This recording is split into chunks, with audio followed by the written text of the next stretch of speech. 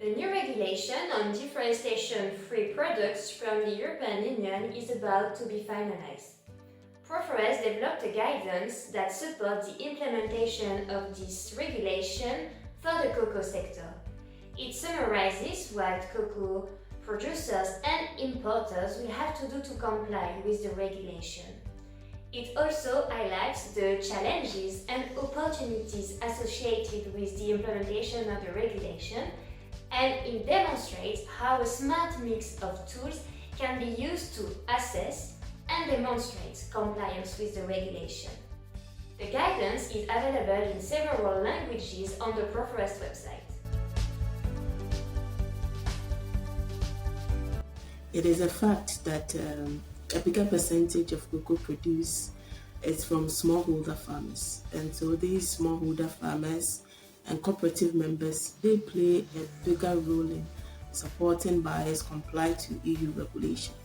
So as Sunafo cocoa farmers, we find it very useful to have an operational guidance developed by Proforest, and this guidance gives us the implication this regulation will have on smallholder farmers, and then also a state way stakeholders can support us smallholder farmers to get ourselves ready for the implication the regulation will have on us.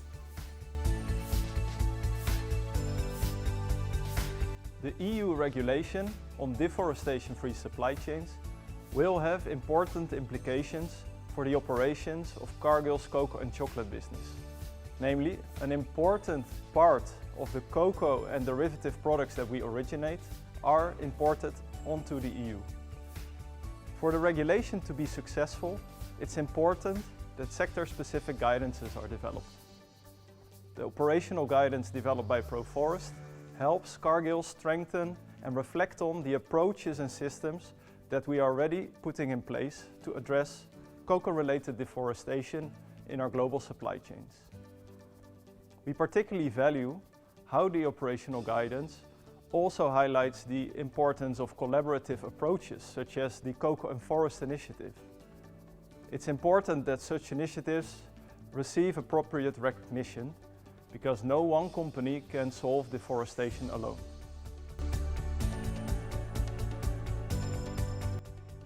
This piece of work from Proforest is critical to Mondelez International and to the rest of the sector.